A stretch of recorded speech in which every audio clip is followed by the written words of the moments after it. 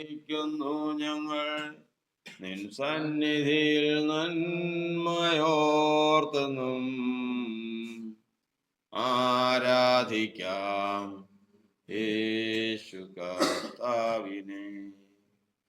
നമുക്കെല്ലാവർക്കും എഴുന്നേറ്റ് നിന്ന് 112 സങ്കീർത്തനം വായിച്ച് കർത്താവിന്റെ പാദപീഠത്തിലായിരിക്കാം. യഹോവയെ സ്തുതിപ്പീൻ, യഹോവയെ ഭയപ്പെട്ട് അവന്റെ കൽപ്പനകളിൽ ഏറ്റവും ഇഷ്ടപ്പെടുന്ന മനുഷ്യൻ ഭാഗ്യവാൻ.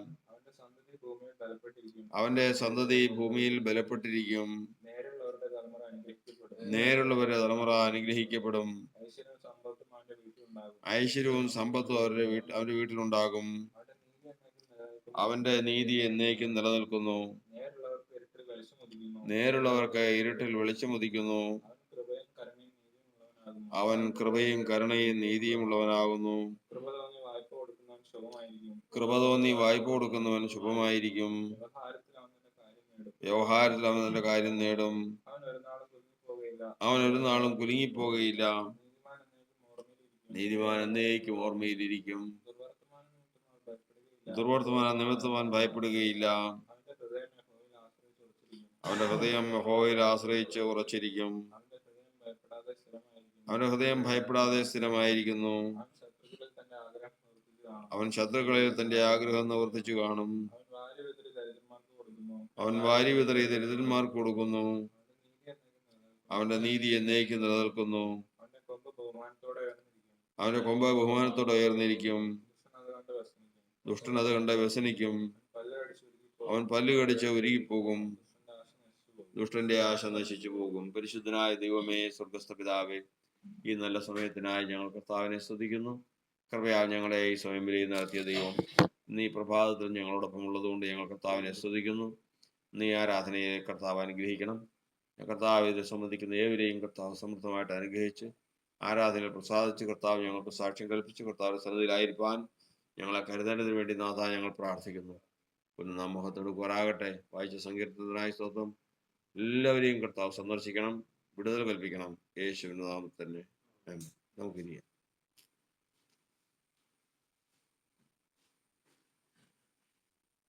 കർത്താവായ യേശു ക്രിസ്തുവിന്റെ അതിപരിശുദ്ധ നാമത്തിന് മഹത്വം ഉണ്ടാകുമാറാകട്ടെ. ദൈവം ഒരു പ്രാവശ്യവും കൂടി നമുക്ക് കർത്താവിന്റെ സന്നിധിയിലായിരിക്കാൻ, കർത്താവിന്റെ തിരുമുഖത്തേക്ക് നോക്കുവാൻ, കർത്താവിൽ നിന്ന് നന്മയ്ക്ക് വേണ്ടി കാത്തിരിപ്പാൻ ഇടയാക്കി. ഇന്നത്തെ ആരാധന ദൈവം പ്രസാദിക്കുന്നുവെങ്കിൽ നാം പുതിയൊരു ജീവിതത്തിലേക്ക് പ്രവേശിച്ച് മുൻപോട്ട് പോവുകയാണ്. എപ്പോഴും വിചാരിക്കേണ്ടത്, ഒരു ആരാധനയ്ക്കുള്ള അവസരം എന്ന് പറയുന്നത് അത് ഏറ്റവും വിലപ്പെട്ടതാണ്. ഇല്ലെങ്കിൽ അടുത്ത ആരാധന വരെയും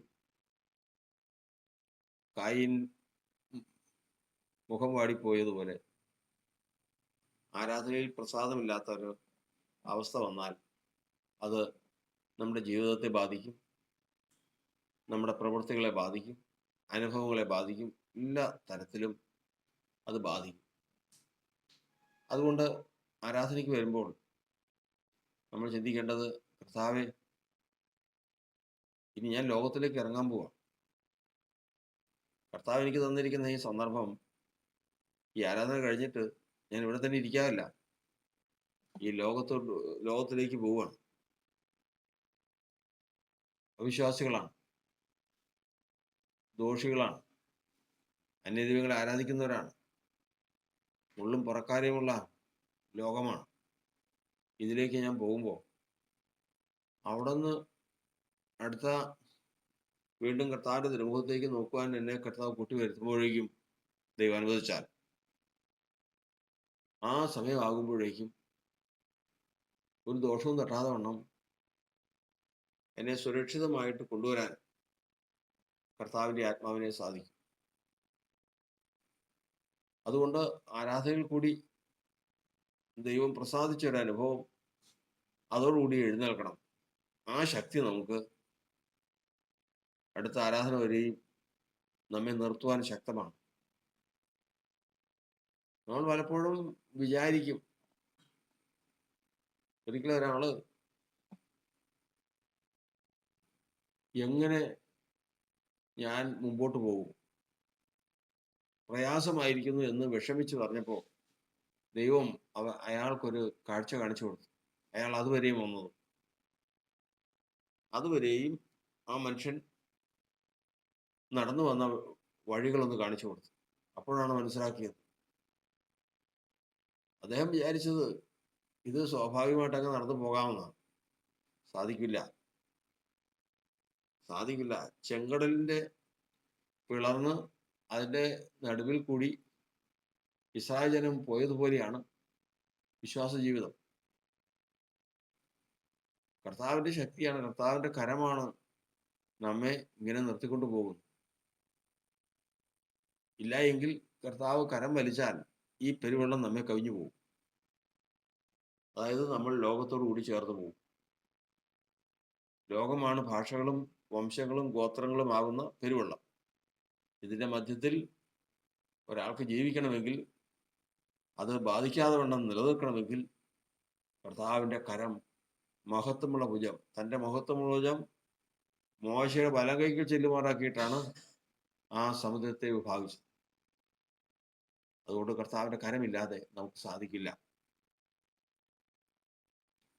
അതുകൊണ്ട് ദൈവത്തിന്റെ വചനം നമ്മെ പഠിപ്പിക്കുന്നത്, ഇന്ന് കർത്താവ് നമുക്ക് ഈ ലോകത്തിൽ ജീവിക്കാൻ അവസരം തന്നിട്ടുണ്ടെങ്കിൽ, വചനത്തിൽ നമ്മൾ പഠിക്കുന്നത് പോലെ തന്നെ ഞങ്ങളുടെ പിതാക്കന്മാർ ഞങ്ങളോട് പറഞ്ഞിട്ടുണ്ട്, അവരുടെ ഭുജമല്ല, അവരുടെ കഴിവല്ല അവർക്ക് ജയം നേടിയത്. കാരണം മിസ്രയീം വരെ ഒടുക്കിയാണ് അവിടുന്ന് പോകുന്നത്. കനാൻ ദേശത്തുള്ളവരെ ഒടുക്കിയാണ് അവിടെ പാർത്തത്. വഴിയിൽ ആക്രമിച്ചവരെ നീക്കിയിട്ടാണ് യാത്ര ചെയ്തത്. എവിടെയും അവരെ സഹായിക്കാൻ ആരുണ്ടായിരുന്നു? അവരെ സഹായിക്കാൻ, ആ യാത്ര അവിടെ എത്തിക്കാനായിട്ട് സഹായിക്കാൻ ആരും ഉണ്ടായിരുന്നില്ല. അത് കർത്താവ് മാത്രമേ ഉണ്ടായിരുന്നുള്ളൂ. അതുകൊണ്ട് വചനത്തിൽ പ്രകാരം നമ്മൾ പഠിക്കേണ്ടത്, ഇസ്രായേലിന്റെ ഭുജമല്ല ഇസ്രായേലിനെ രക്ഷ വരുത്തുന്നത്, ദൈവത്തിന്റെ ഭുജമാണ്. ഇതാണ് നമുക്ക് തന്നിരിക്കുന്ന, പിതാക്കന്മാർ മുഖാന്തരം നമുക്ക് തന്നിരിക്കുന്ന അറിവ്, ഇന്ന് വചനമായിട്ട് നമ്മുടെ ഉള്ളിൽ കർത്താവ് തന്നിരിക്കുന്നു. അതിനെക്കുറിച്ചാണ് വചനം പറയുന്നത്. ഞങ്ങളുടെ കഴിവല്ല, നിന്റെ മുഖപ്രകാശ രക്ഷയും നിന്റെ ഭുജവും നിന്റെ വലങ്കരവുമാണ്. 3 ആയുധങ്ങളാണ്. ഈ 3 ഇല്ലാതെ നമുക്ക് ഇതിനെ തരണം ചെയ്യാൻ സാധിക്കില്ല. ഒന്ന് മുഖപ്രകാശം. മുഖപ്രകാശം എന്ന് പറഞ്ഞാൽ, മോശ ജനിച്ചപ്പോൾ ദിവ്യസുന്ദരനായിരുന്നു. രാജകൽപ്പനയാണ്. അന്നത്തെ കാലത്ത് രാജകൽപ്പന അനുസരിച്ചില്ലെങ്കിൽ അവന്റെ കുടുംബത്തോടു കൂടി ഇല്ലാതാക്കി കളയും. അത്രമാത്രം കർശനമാണ് രാജകൽപ്പന. ആ രാജകൽപ്പനയാണ് ജനിക്കുന്ന ആൺകുട്ടികളെല്ലാം കൊന്നുകളയണമെന്ന്. ആ രാജകൽപ്പന എല്ലാവരും അനുസരിച്ചെന്ന് പറയുമ്പോൾ എന്താ സ്ഥിതി? ഒരു ആൺകുട്ടി ഉണ്ടായി കഴിഞ്ഞാൽ അതിനെ കളയണം. ഇപ്പൊ രാജകൽപ്പന അത്ര കർശനമാണ്. എന്നാൽ മോശയെ കളഞ്ഞില്ല, കളയാൻ തോന്നിയില്ല. കാരണം അവന്റെ മുഖത്തേക്ക് നോക്കുമ്പോൾ കളയാൻ തോന്നിയില്ല. അതിനെ ഞാങ്ങണയുടെ പെട്ടകമുണ്ടാക്കി പുഴയിൽ ഒഴുക്കി വിട്ടു. ഫറവോന്റെ പുത്രി ആ കുഞ്ഞിനെ കണ്ട്, കുഞ്ഞ് നിലവിളിക്കുന്നത് കണ്ട് നോക്കി, അതിന് കരുണ തോന്നി. ആ കരുണ തോന്നി. അതായത് അവന്റെ മുഖത്തെ ആ ദിവ്യ സൗന്ദര്യം കണ്ട് കരുണ തോന്നി. ആ കരുണ തോന്നിയതാണ് മോശ രക്ഷപ്പെടാനുണ്ടായ കാരണം. അത് ദൈവത്തിന്റെ മുഖപ്രകാശമായിരുന്നു. അതിനാലാണ് ഫറവോൻ ഇല്ലാതെ പോയത്. അതിനാലാണ് മിസ്രയീമിനെ ന്യായം വിധിച്ചത്. അതാണ് മുഖപ്രകാശ രക്ഷ. വചനം പറയുന്നത്, വിശ്വാസത്തിലേക്ക് വരുന്ന ഒരുവൻ, അവന് ദൈവം കൊടുക്കുന്ന ഏറ്റവും വലിയ ഒരു അനുഗ്രഹമാണ്. നമ്മൾ വിചാരിക്കുന്നത് നമ്മൾ ഒന്നുമില്ല എന്ന്.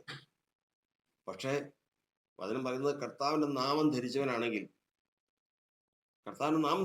നിശ്ചയമായിട്ടും അവന്റെ മുഖത്ത് ഈ പറഞ്ഞ സൗന്ദര്യമുണ്ട്. അവൻ ഏത് നിറക്കാരനാകട്ടെ, ഏത് പൊക്കമുള്ളവനാകട്ടെ, ഏത് വൈരൂപ്യമുള്ളവനാകട്ടെ, ഏത് സൗന്ദര്യമുള്ളവനാകട്ടെ, അതൊന്നുമല്ല. അതിനേക്കാളെല്ലാം ഉപരി വികൃതമായ കണ്ണാടിയിൽ പ്രതിബിംബത്തിന് വ്യത്യാസമില്ല. ഏറ്റവും അഴകുള്ള കണ്ണാടിയിലും വികൃതമായി പൊട്ടിച്ചിതറിയ കണ്ണാടിയിലും പ്രതിബിംബത്തിന് മാറ്റമൊന്നുമില്ല. ഇതുപോലെ മനുഷ്യർ ഏത് തരത്തിലുള്ളവനായിരുന്നാലും അവിടെ കർത്താവിന്റെ നാമം അവർക്ക് വിളിച്ചിട്ടുണ്ടെങ്കിൽ അവർക്ക് ആ ദിവ്യ സൗന്ദര്യം ഉണ്ടെന്ന്. അതാ സംഖ്യാപുസ്തകത്തിൽ നമ്മൾ വായിക്കുന്നത്, യഹോവ നിന്നെ അനുഗ്രഹിച്ച് കാക്കുമാറാകട്ടെ, യഹോവ തിരുമുഖം നിന്റെ മേൽ ഉയർത്തി നിനക്ക് സമാധാനം ഉണ്ടാകട്ടെ, യഹോവ തിരുമുഖം നിന്റെ മേൽ പ്രകാശിപ്പിച്ച് നിനക്ക് ക്രമം നൽകുമാറാകട്ടെ. ഇങ്ങനെ ദൈവത്തിന്റെ നാമം എൻ്റെ ജനത്തിന്മേൽ വെക്കണമെന്നാണ് പുരോഹിതന്മാരോട് പറഞ്ഞിരിക്കുന്നു. അപ്പോൾ തിരുമുഖം ഉയർക്കും, തിരുമുഖം കർത്താവിന്റെ നാമം വിളിക്കപ്പെട്ട ജനത്തിന്മേൽ പ്രകാശിക്കും.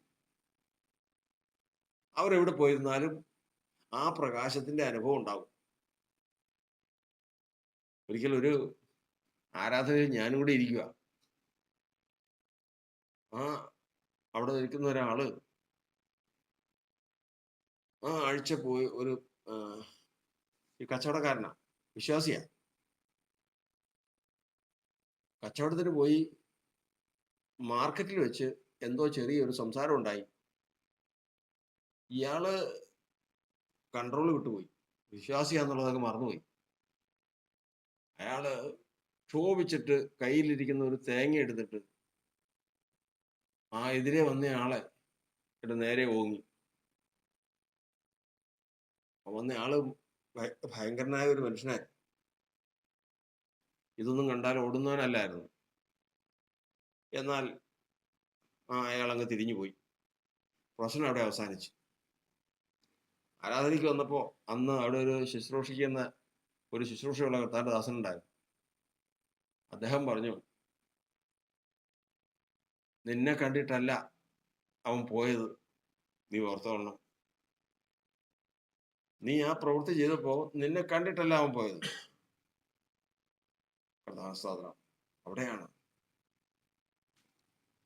അവിടെയാണ് ഗേഹസി നയമാന്റെ അടുക്കൽ ചെന്ന് ഒരു കൂട്ടം വസ്ത്രം തരണമേ എന്ന് നുണ പറഞ്ഞപ്പോ തിരിച്ചു വന്നു കഴിഞ്ഞപ്പോ എലീശ പ്രവാചകൻ ചോദിച്ചതാ, നീ ആ മനുഷ്യന്റെ പുറകെ ചെന്ന് നിന്നെ കണ്ടപ്പോ ആ മനുഷ്യൻ രഥത്തിൽ നിന്ന് ഇറങ്ങി നിന്നെ എതിരേറ്റു വന്നപ്പോ എൻ്റെ ഹൃദയം നിന്നോടുകൂടെ പോന്നിരുന്നില്ലയോ? നമ്മൾ അറിയുന്നില്ല. പല ഇടങ്ങളിലും പല സന്ദർഭങ്ങളിലും ഈ മുഖപ്രകാശമാണ് ഒരു മനുഷ്യന് കർത്താവിന്റെ നാമത്തിൽ രക്ഷയായിത്തീരുന്നത്. അങ്ങനെ മോശ വളർന്നു. നാളുകൾക്ക് ശേഷം മിസ്രയീമിൽ നിന്ന് തന്റെ ജനത്തെ അവൻ വിടുവിച്ചു കൊണ്ടുപോകാൻ പോവാ. മുഖപ്രകാശമാണ് ഈ 80 വയസ്സുവരെയും ജീവിക്കാൻ ഇടയായി തീർന്ന സാഹചര്യം. രണ്ടാമത്തത്, ചെങ്കടല് പിളരണം. ചെങ്കടല് പിളരണമെങ്കിൽ അവിടെ വേണ്ടത് രണ്ടാമത്തെ ആയുധമാണ്. തന്റെ മഹത്വമുള്ള ഭുജം മോശയുടെ വലകൈക്ക് ചെല്ലുമാറാക്കി സമുദ്രത്തെ വിഭാഗിച്ചു. തന്റെ മഹത്വമുള്ള ഭുജം മോശയുടെ വലകൈക്കിലേക്ക് ചെന്ന് സമുദ്രത്തെ വിഭാഗിച്ചു. അങ്ങനെ വിഭാഗിക്കപ്പെട്ട സമുദ്രത്തിൽ കൂടി അവരക്കരെ കടന്നു. അടുത്തത്, അവർ തങ്ങളുടെ പിന്നാലെ വരുന്ന ഫറവോനെ കണ്ട് നിലവിളിച്ചപ്പോ അവന്റെ മഹത്വം, അവന്റെ വലം കൈ അവരെ പെരുവെള്ളത്തിൽ നിന്ന് വലിച്ചെടുത്തു. അങ്ങനെ ദൈവത്തിന്റെ ജനം അങ്ങനെയാണ് കനാൻ ദേശത്തെത്തി കനാൻ ദേശം അവകാശമാക്കിയതെന്ന് പിതാക്കന്മാർ മുഖാന്തരം പറയുകയാണ്. അതുകൊണ്ട് ദൈവത്തിന്റെ വചനം ഇന്നും നമുക്ക് ചിന്തിക്കാനുള്ളതും നമുക്ക് ആഗ്രഹിക്കാനുള്ളതും, ഈ ലോകത്തിലാണ് നമ്മൾ ജീവിക്കുന്നത്, പാപികളുടെ ഇടയിലാണ് ജീവിക്കുന്നത്, ജാതികളുടെ ഇടയിലാണ് ജീവിക്കുന്നത്.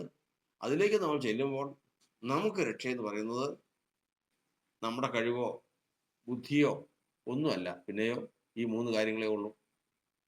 കർത്താവിന്റെ നാമം വിളിക്കപ്പെട്ടിട്ടുള്ളത് കൊണ്ട് കർത്താവിന്റെ മുഖപ്രകാശം എന്നിൽ ഉണ്ടാകണം.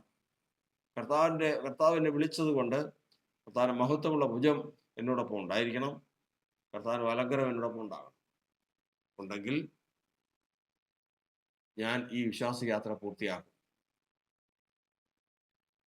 ഈ വിശ്വാസയാത്ര ഞാൻ പൂർത്തിയാക്കും. അല്ലാതെ മറ്റൊന്നുമില്ല.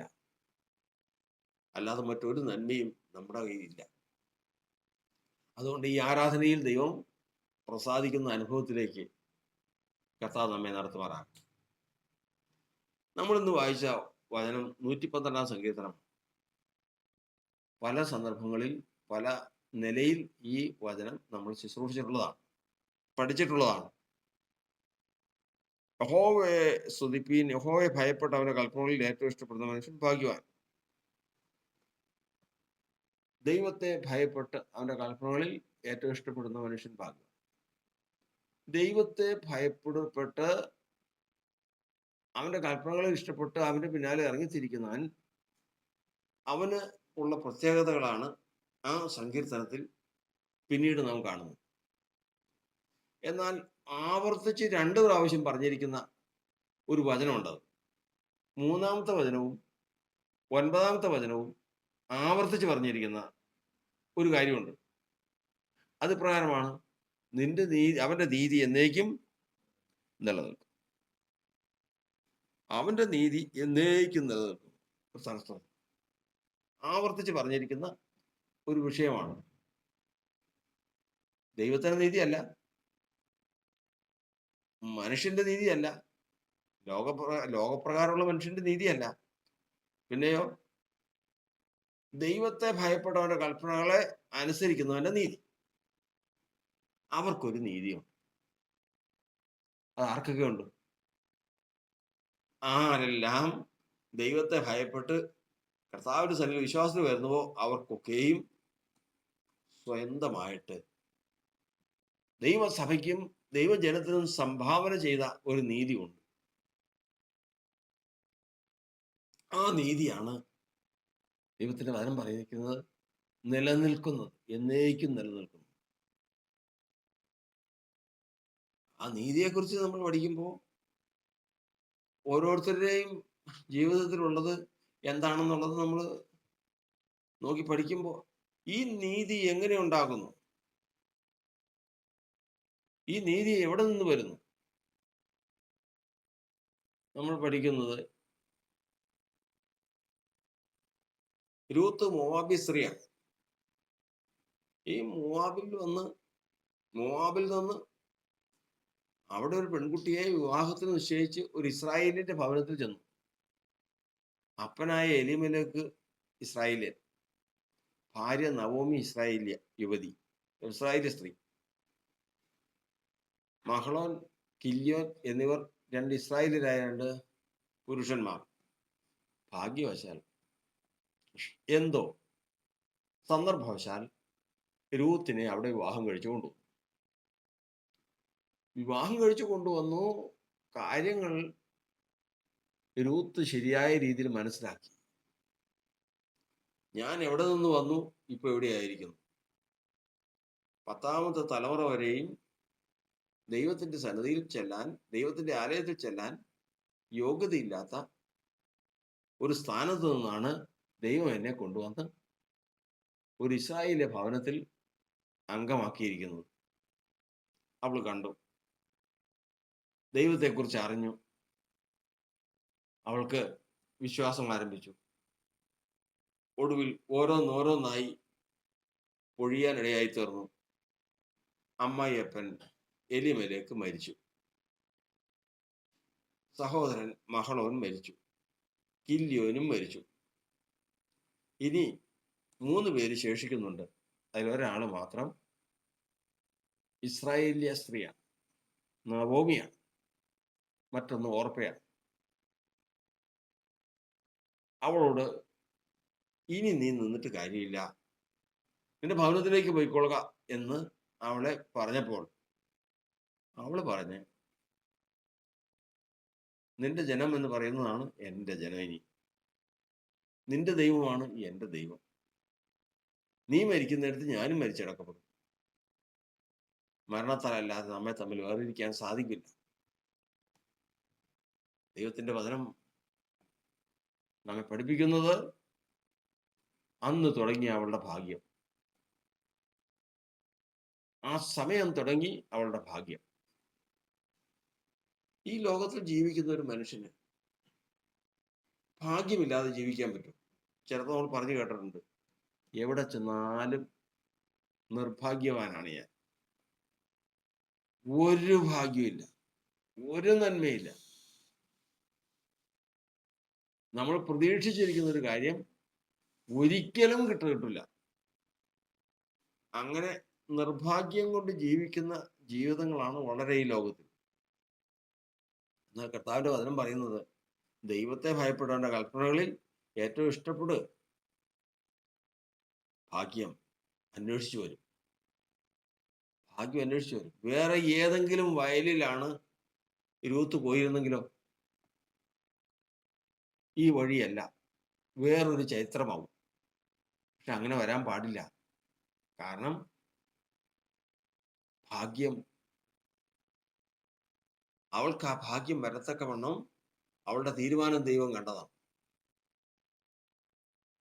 ദൈവത്തിന്റെ വചനം പറയുന്നത് അവളുടെ നീതി എന്നേക്കും നിലനിൽക്കും. വീണ്ടും നമ്മൾ പഠിക്കുന്നത് താമാറിനെ കുറിച്ച് നമ്മൾ പഠിക്കുമ്പോൾ, താമാർ വന്നപ്പോ, താമാർ എന്ന് പറയുന്ന സ്ത്രീ പേരസ് യഹൂദയുടെ മകൻ വിവാഹം കഴിച്ചുകൊണ്ട് വന്നതാ. അവിടെ വന്നപ്പോ, വീട്ടിൽ വന്നപ്പോ ഭർത്താവും മരിച്ചു, കുട്ടികളില്ല. അടുത്ത സഹോദരൻ മരിച്ചു, വിവാഹം കഴിച്ചു, അയാളും മരിച്ചു. ആകെ 3 മക്കളാ.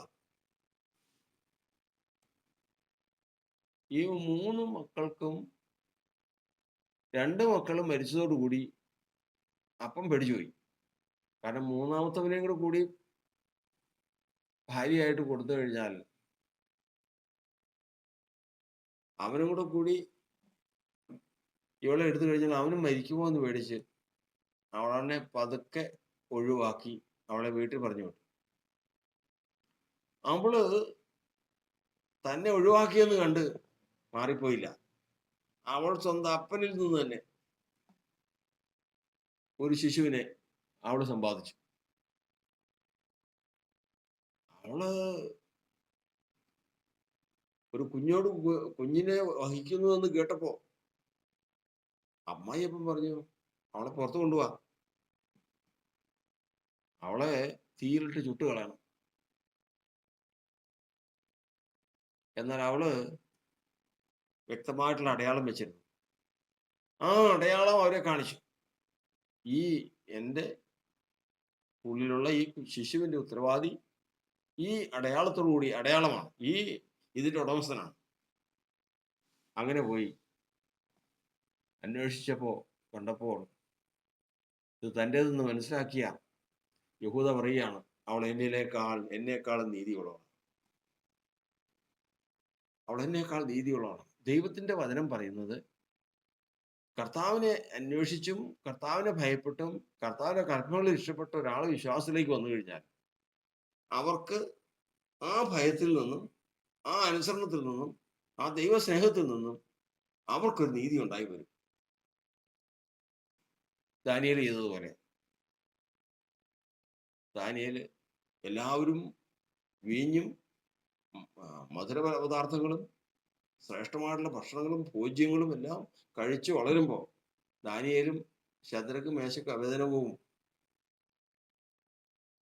പരിപ്പ് കൊണ്ടുണ്ട് തിളപ്പിച്ച വെള്ളവും പച്ചവെള്ളവും, ശാഖപദാർത്ഥവും പച്ചവെള്ളവും, ഇത് കഴിച്ചാൽ വളരണം. എന്തിനാ ഇത്? യഹൂദന്മാരും ഇസ്രായേലരും ആയിട്ടുള്ളവർ അവിടെ തന്നെ ഉണ്ട്, നല്ല നന്നായിട്ട് ഭക്ഷണം കഴിച്ച് ജീവിക്കുന്നവർ. എന്നാൽ അതിന് കഴിഞ്ഞില്ല. ദാനിയേലിന് അത് കഴിഞ്ഞില്ല. ദൈവത്തിന്റെ വചനം പറയുന്നത് ഇന്നും അവന്റെ നീതി നിലനിൽക്കും. അവന്റെ നീതി എന്നേക്കും നിലനിൽക്കും. കർത്താവിന്റെ വചനത്തില് നമ്മൾ വിശുദ്ധന്മാരെ കുറിച്ച് പഠിക്കുമ്പോഴെല്ലാം ഈ നീതിയാണ്.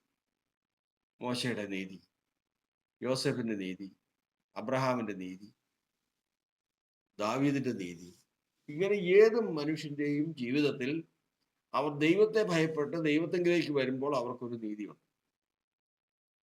ഞാൻ അറിയാവുന്ന ഒരു അമ്മച്ചിയുണ്ട്. അവരുടെ വിശ്വാസത്തിലേക്ക് വന്നു കഴിഞ്ഞപ്പോൾ അവരുടെ മനസ്സിന്റെ സമർപ്പണമാണ് ഒരു മാസത്തിൽ ഒരു ബൈബിളെങ്കിലും മേടിച്ച് ഫ്രീ ആയിട്ട് ആർക്കെങ്കിലും ആവശ്യപ്പെടുന്ന ഒരാൾക്ക് കൊടുക്കും. അതിനുവേണ്ടി പ്രാർത്ഥിക്കുകയും ചെയ്യും, കർത്താവേ, ഇത് അർഹിക്കപ്പെട്ട ഒരാൾക്ക് ഈ ബൈബിൾ കൊടുക്കാൻ തക്കവണ്ണം എനിക്ക് കർത്താവ് അവസരം തരണം. മുടങ്ങാതെ തന്നെ അവരുടെ ആയുഷ്കാലം മുഴുവനും മിക്കവാറും അത് ചെയ്യുവാൻ ഇടയായി തീർന്നു. ചെറിയ കാര്യമാണ്, എന്നാൽ അവർക്കുമുണ്ട് അവരുടേതായ ഒരു നീതി.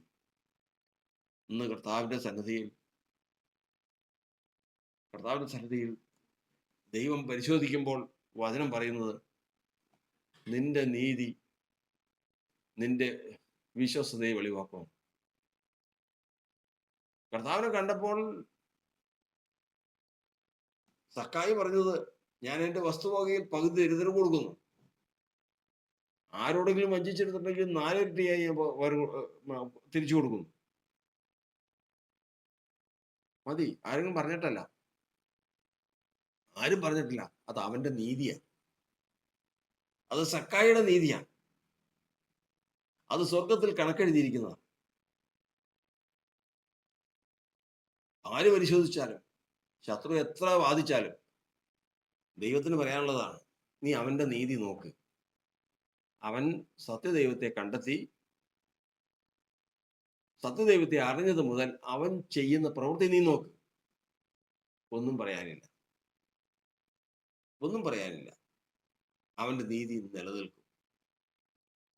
അതിനെതിരെ ശത്രു എത്ര വാദിച്ചാലും അത് വിലപ്പോവില്ല. കാരണം ദൈവത്തിന് മുമ്പാകെ അത് തെളിവാണ്.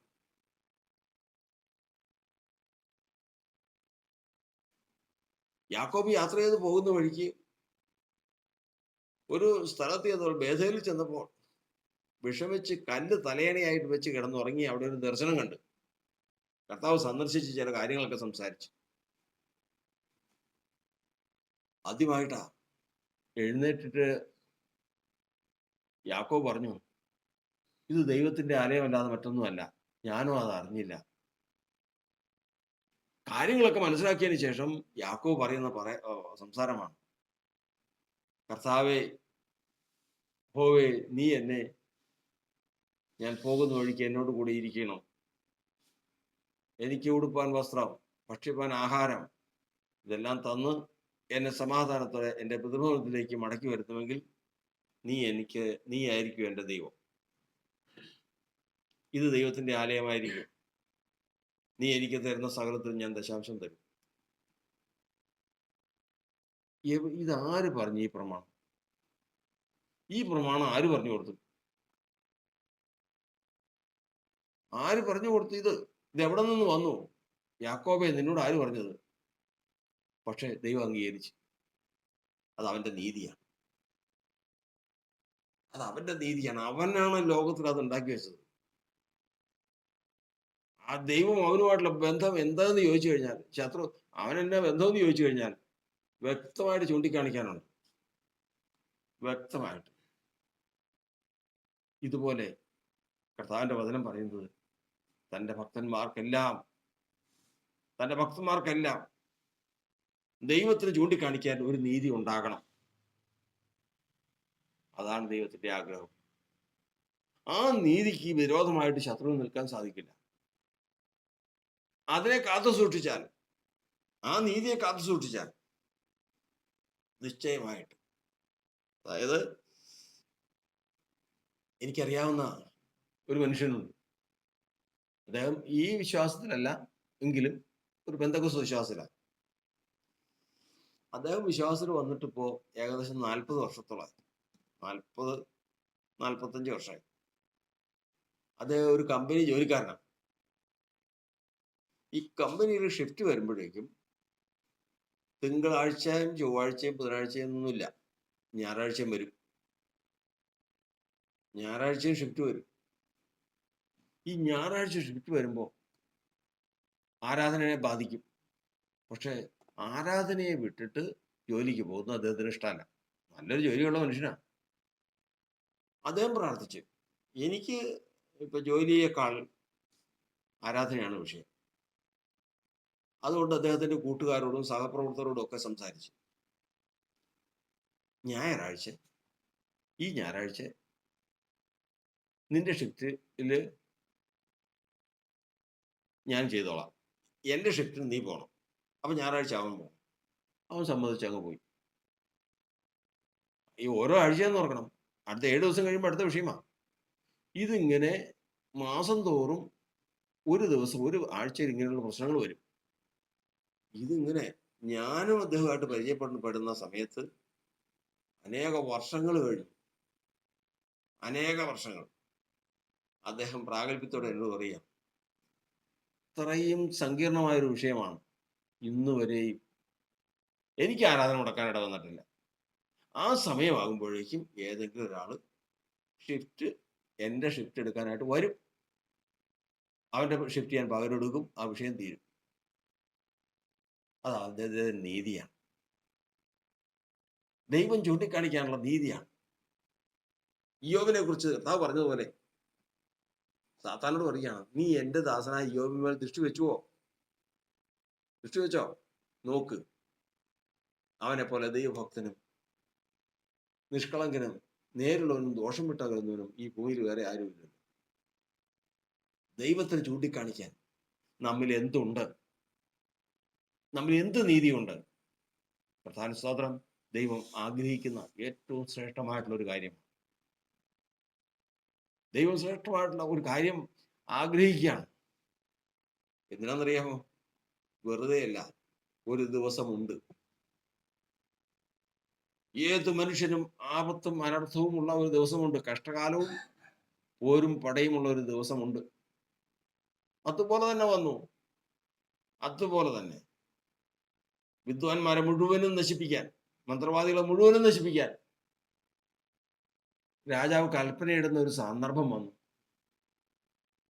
ആ സന്ദർഭം വന്നപ്പോഴാണ് ദാനിയേൽ പറഞ്ഞു, കൂട്ടുകാരെ വിളിച്ചു, നമുക്ക് കർത്താവിന്റെ സന്നിധിയിൽ ഇരിക്കാം. കർത്താവിന്റെ സന്നിധിയിൽ മുട്ടെല്ലാം മുടക്കി. അന്ന് രാത്രി ആ ദർശനം അവർക്ക് വെളിപ്പെട്ടു. രാജാവ് കണ്ട സ്വപ്നം ദാനിയേലിന് വെളിപ്പെട്ടു. അവര് മാത്രമല്ല, ആ രാജ്യത്തുള്ള സകല വിദ്വാൻമാരും മരണപ്പെടാതെ വണ്ണം രക്ഷപ്പെട്ടത് ദാനിയേൽ മുഖാന്തരമാണ്. കാരണം അവന്റെ നീതി എന്നേക്കും നിലനിൽക്കും. അതുകൊണ്ട് ഇന്ന് കർത്താവിന്റെ സന്നിധിയിൽ നാം ഈ ലോകത്തിൽ ജീവിക്കുമ്പോൾ ഓർത്തുകൊള്ളണം, ദൈവവുമായിട്ടുള്ള ബന്ധത്തിൽ ദൈവത്തെ ഭയപ്പെട്ട് അവന്റെ കൽപ്പനകളിൽ ഇഷ്ടപ്പെട്ട് ദൈവത്തോട് ചേർന്ന് ദൈവത്തെ സ്നേഹിച്ച് മുമ്പോട്ട് പോകുന്നുവോ, നമുക്ക് നമ്മുടേതായ ഒരു നീതി ദൈവം അടയാളപ്പെടുത്തിയിട്ടുണ്ട്.